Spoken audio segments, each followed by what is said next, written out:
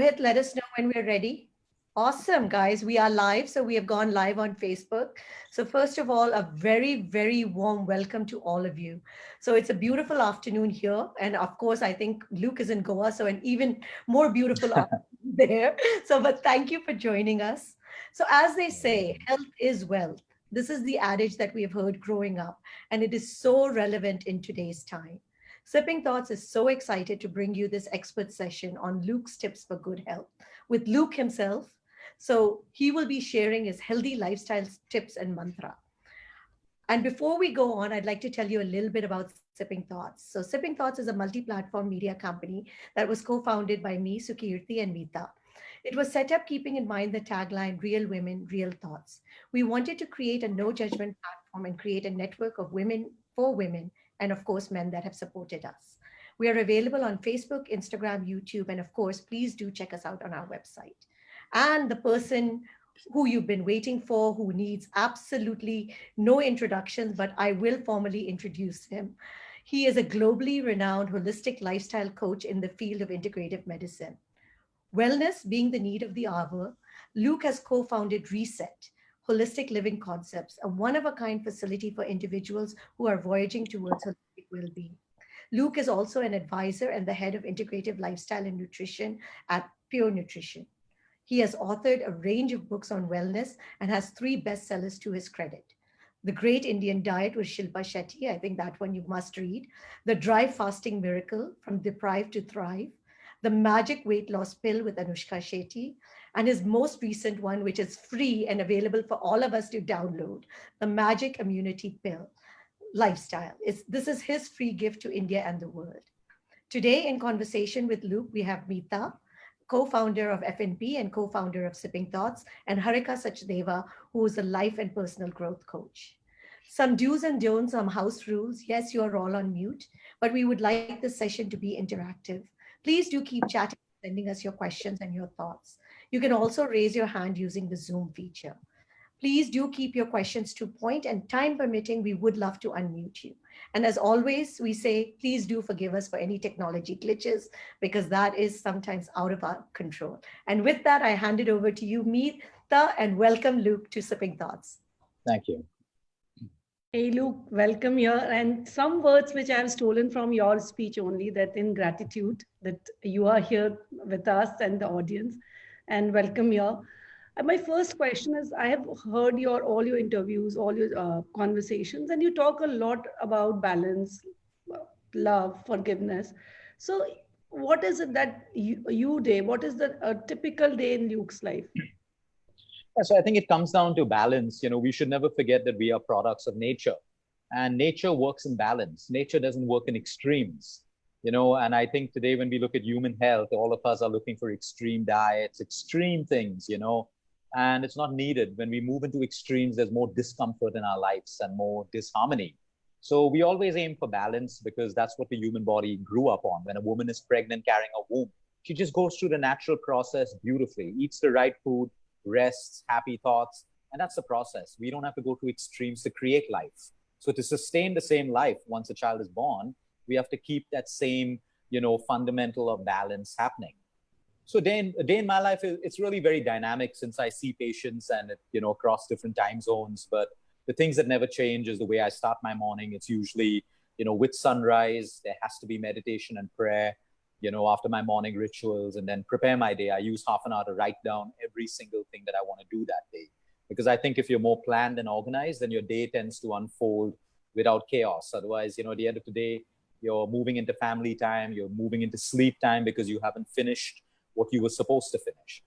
And then I see patients throughout the day. I make time for my meals. Workouts are done usually by early evening. And on a good night, I should be in bed by about 9:30, 10.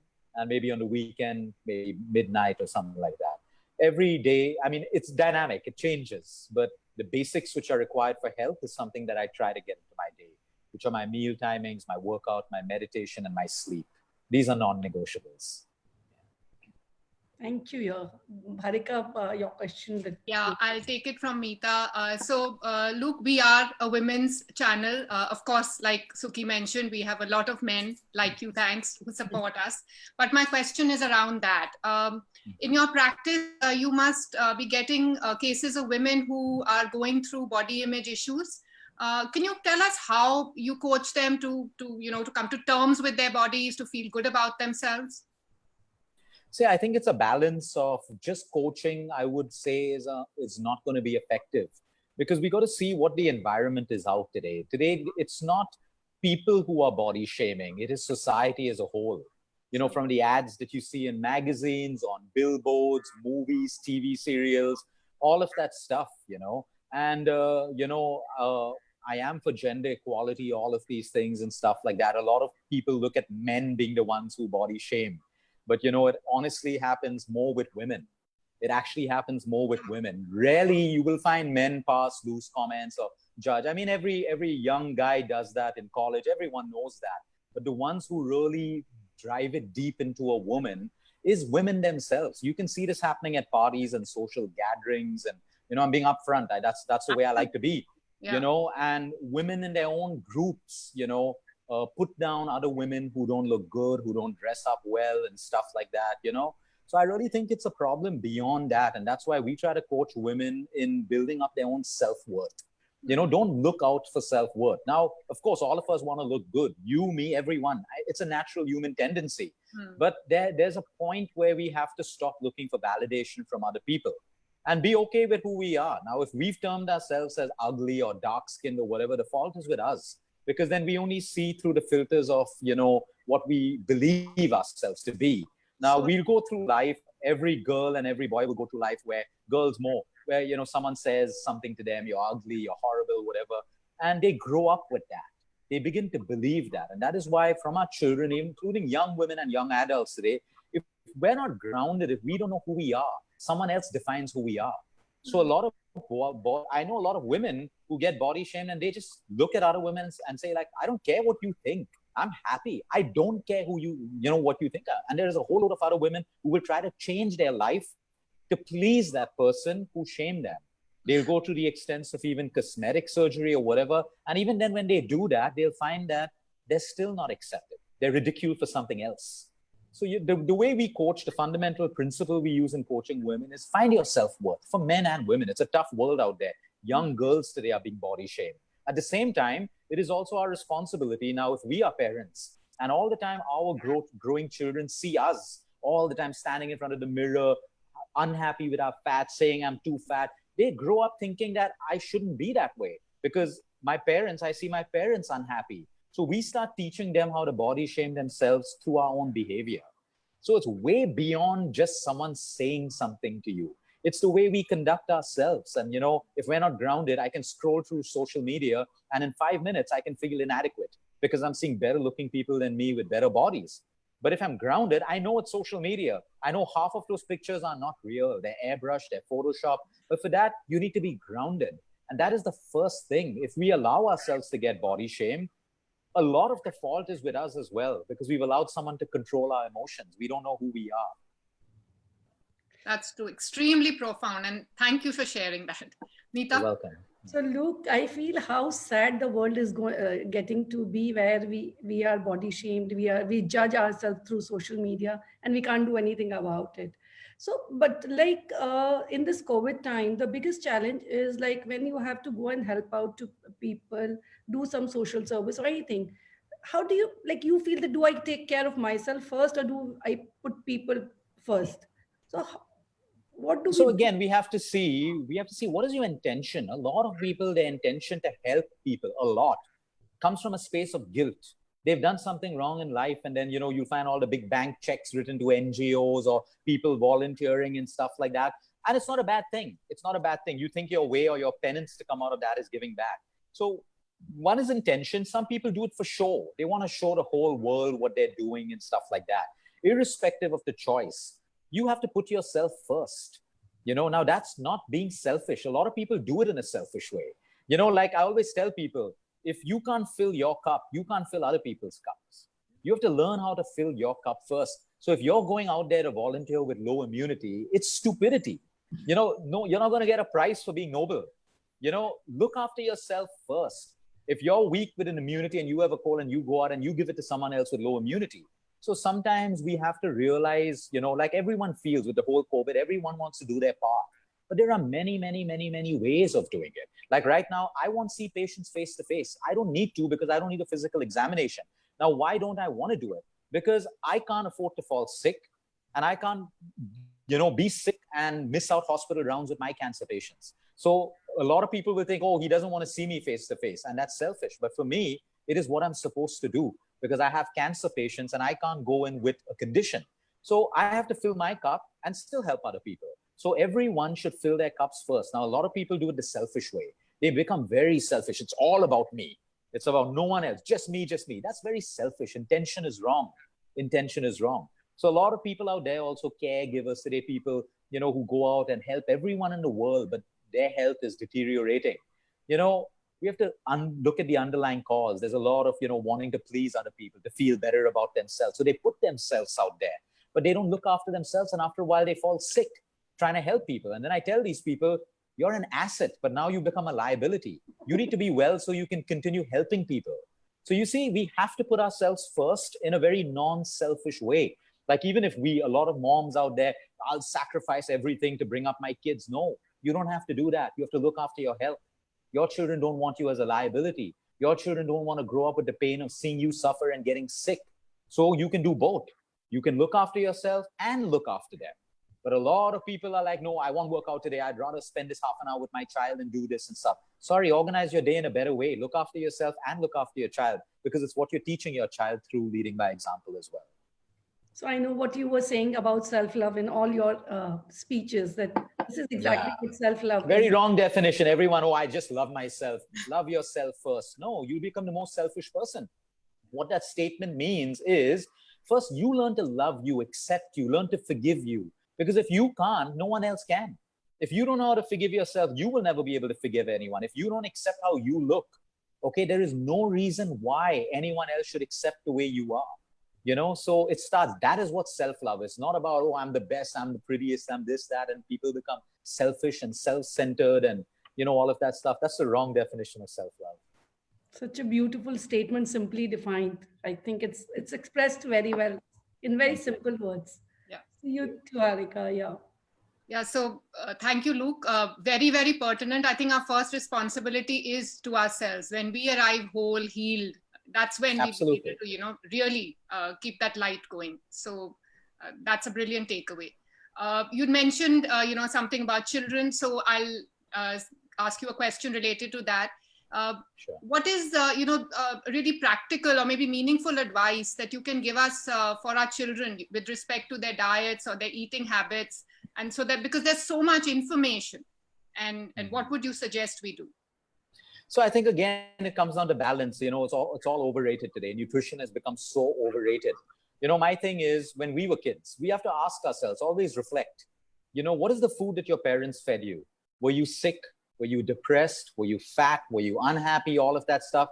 If all the answers are no, your food was very balanced, simple, real. Very few of us ate out of packets. Restaurant visits were very, very less. Okay? That is how we have to be living.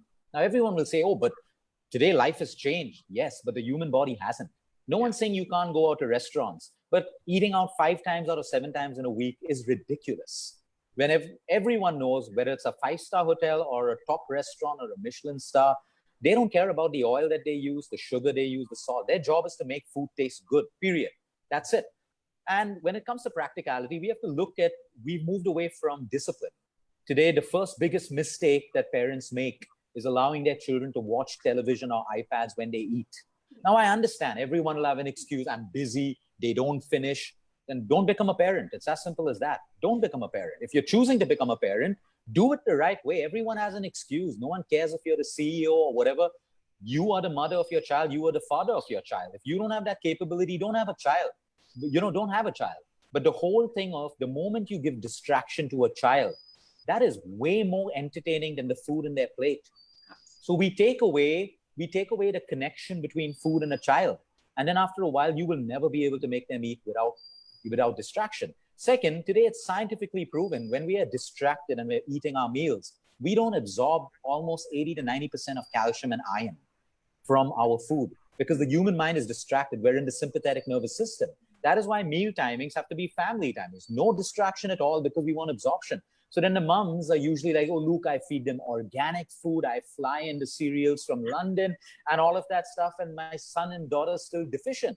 I said, yeah, because it's not about what you feed them. It's about how they're absorbing what they eat. So I think, we have to get the discipline, and I say this to a lot of upcoming moms who come to join us for their, plan of their babies. I ask them straight up, this is what it takes for you to be a good mom. Everyone thinks a good mom and a good dad is giving a little bit of time, a fancy house, fancy holidays. The child honestly doesn't want that. They want love. They want attention. They want a sense of security from their patients and stuff like that. So I tell them, I said, see, listen, this is what it really is. So when your child falls sick tomorrow, are you willing to make these changes? And if you're not, think about whether you really want to have a child. No one's forcing you to have a child. But once a child falls sick because of neglect, because of nannies feeding them all their meals, there's a reason why the doctor puts the baby in the mother's arm the moment the baby is born, because they connect with the breasts of the mother. There's oxytocin, which is generated to create a bond. The same thing happens when a mother feeds her child, even after breastfeeding, and when you eat as a. But when you have a nanny feeding your meal all the time, see, I understand there are genuine cases sometimes, there's a single parent, there's whatever. But today it's become a norm.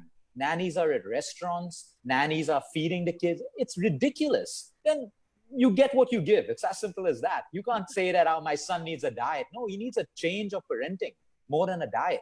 So I think the first thing is distraction. Two is understand if your child is fussy, and you run in to tell your chef all the time, oh, he doesn't want noodles, please make him something else. No, children will neglect what they don't like. And if you allow them, you give them more permission to do that. Fussy children have to learn how to eat. At the same time, don't force them because then they'll rebel against it. So all of us didn't like green beans when we were growing up. We didn't like certain vegetables. It's okay with your kids as well. They should see you eating it. Yes. And then you got to negotiate with them. You're not going to get TV time if you don't eat your food. It's as simple as that. So it comes down to discipline. That's the most practical advice I can give you, because I'm telling you, thousands of moms come to us and their kids don't need diet plans. They need a whole change in their lifestyle and in the way their upbringing and everything else. And then keep it diet. If you're going to give your children sugar and processed food 6 out of 7 days, it doesn't matter what you're doing to their health. You're destroying it.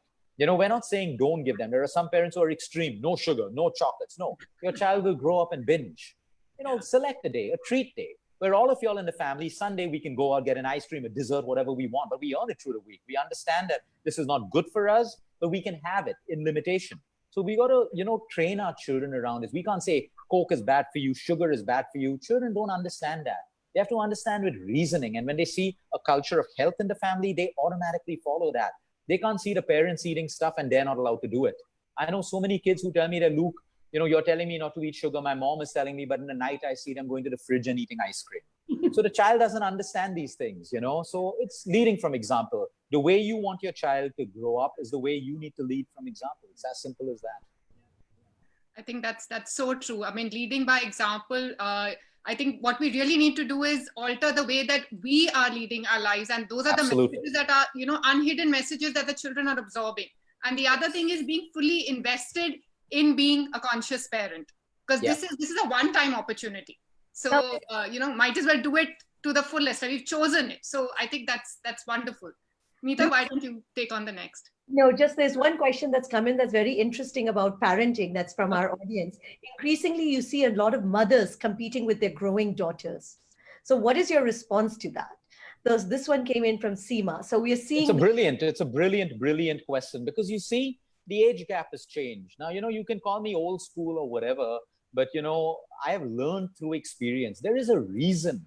What has destroyed us is imitating the West. So today, all the women think delay babies, have babies later, all of that stuff. They've created such a generation gap in age between children. And what's happening is there are mounting insecurities. The only time a mom will compete with their growing daughter is if they have a void in their life. Is if they had a void in their life that they haven't filled. So today, imagine a woman who's grown up in a conservative family, not allowed to club, not allowed to party, not allowed to meet guys, all of that stuff, not allowed to dress the way they want to dress. Okay.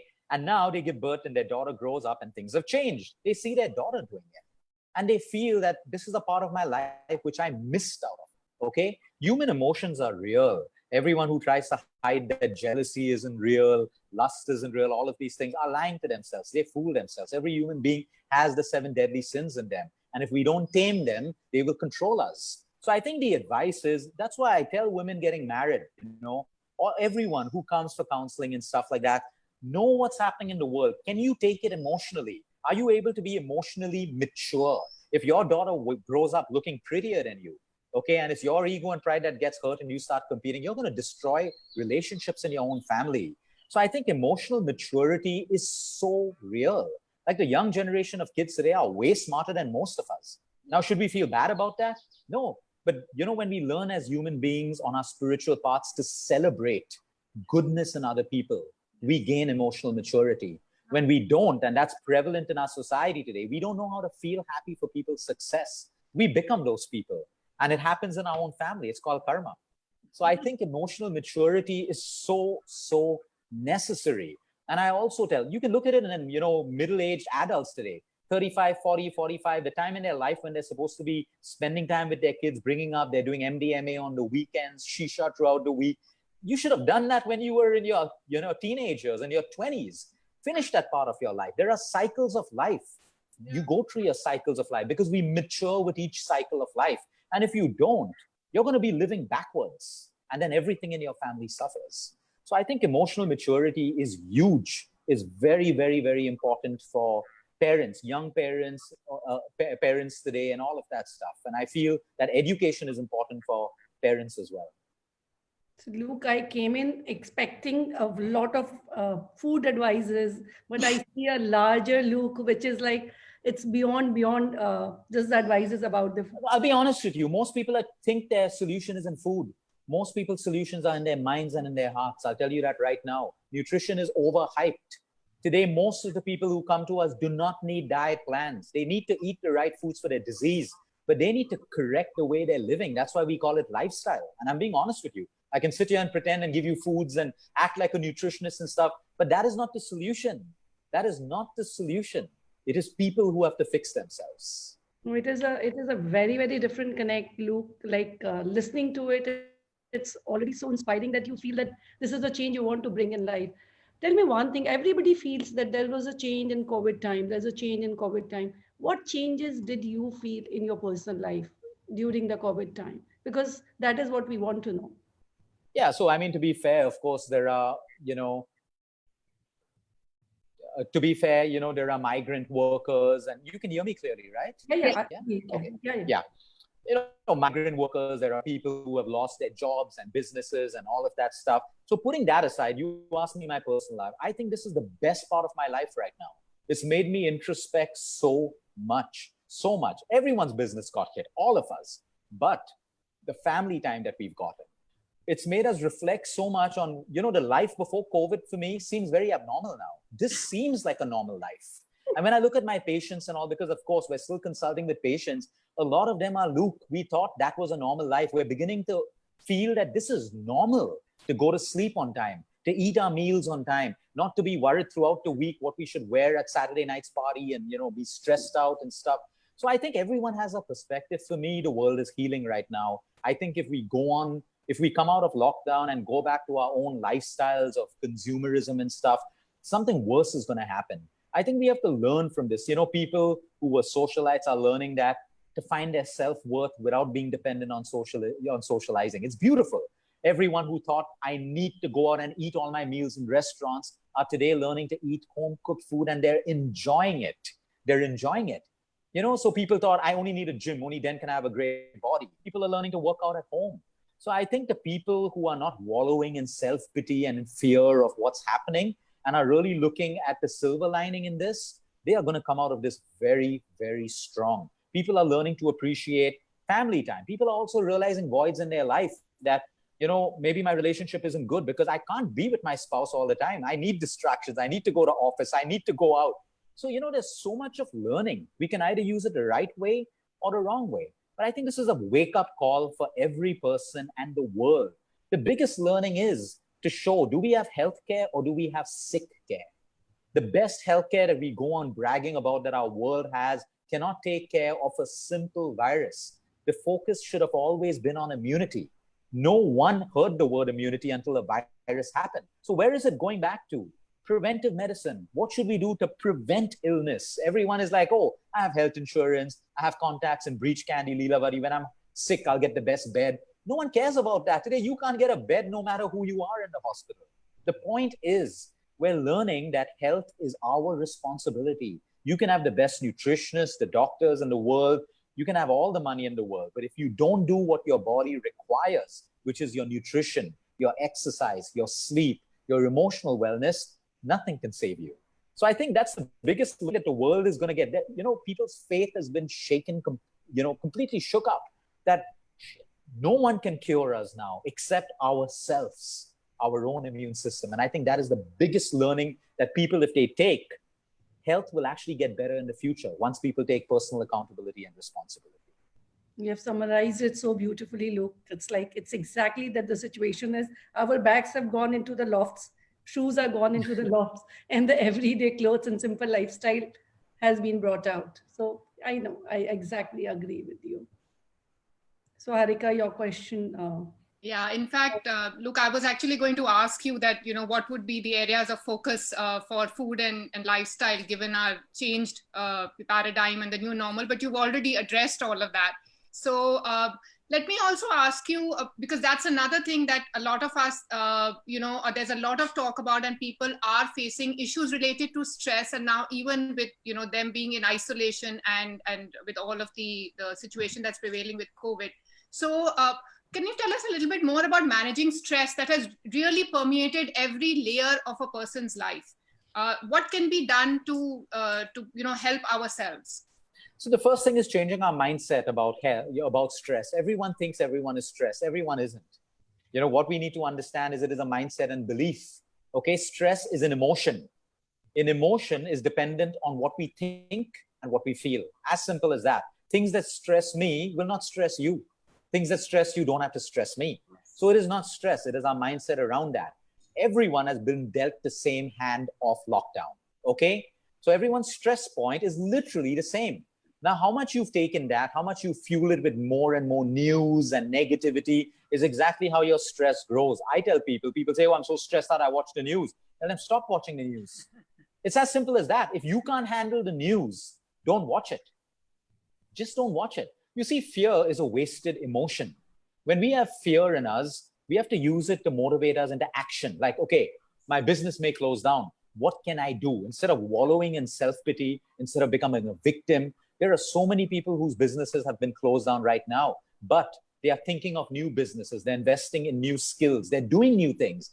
There's a large population that is wallowing in self-pity. They talk to 10 friends every day. Did you watch this? Oh no, this is going to happen.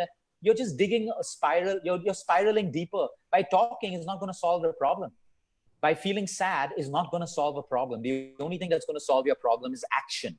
But when you're in victim mode, you can't move to action because all your energy is being sucked up by negativity. Yeah. So I think everyone has their own fears. No one has it better or worse. No one at all. It is different for everyone. Some people's businesses will thrive right now. Some will shut down. Some people's health will get worse right now. Some people will get better. But my point is, it's a very personal thing. What is your mindset when it comes to stress? Most people, the things they fear never come true in their lifetime.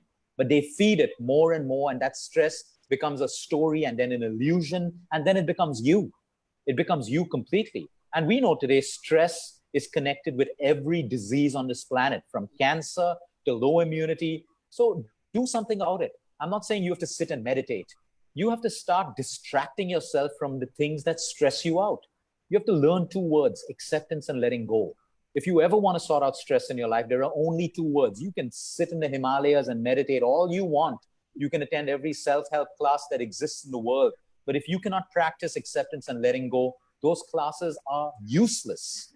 Yeah. When we learn a class, even our own yoga practice, meditation, it teaches us to look within. Why can't I accept this person's behavior? Why can't I let go of this loss that I had? It comes down to our ego and pride. And that becomes our stress. We're so afraid that our ego and pride are bruised or protected that uses a lot of your stress. It stresses you out so much. But when we learn to accept and let go, that fine, I've put on weight, I don't fit into my clothes. Okay, let me move into action. Okay, but I can't accept this. I've done this. I've never put on weight before, and I ate only one dessert. You're in denial. You can't move into action. As simple as that. You get a cancer, the first cure towards your cancer is acceptance. That fine, I got it. Go through denial, go through that. But finally, to get better, you have to accept. And only when you accept it can you begin action of recovery, the right treatments and everything that you have to do. So it comes down to acceptance and letting go. Like I said, everyone's been dealt the same hand. Now, what do you choose to do? Who do you choose to be in a stressful situation? So everyone says, everyone has stress. Yeah, but what are you going to do about it? You don't just accept it. If you want to be like everyone, then accept it like everyone. But if you want to be different and make a change, then you got to do something different. Yeah. And I think coming back to again what you said, you're responsible for your own journey. And the other thing that we're living in our future, which really doesn't exist. So being here and now and taking charge of it, I think that's absolutely. Yeah. Our stress is for us to manage. And it's always very, very short time. I mean, I think this was the fastest half an hour. It went by so quickly because there were so many tips and so many things to learn. I think Sonal, she put it in her comment, and I really remind the quote that she said, it reminded her from Mark Twain. I went through the most terrible things in my life, some of which actually happened. So which you're so right. In our mind, we place so many things. But I would like to invite Meeta to say thank you, because I know we're always short on time. There are tons of questions that are coming up. But Meeta, I know this was a very, very valuable session. If you would just kind of wrap it up for us. So thank you, Luke, for in the end, I know that last half an hour we have been talking, and it's just like you can talk to for hours and hours, and it will never be that okay. Absorbing the information and applying in life is like, it's like you can go for hours. What my takeaway from you is that life is abundant, and as you said, little miracles. So believe in little miracles. Life is abundant, and live happily. I think absolutely. Absolutely. Yeah.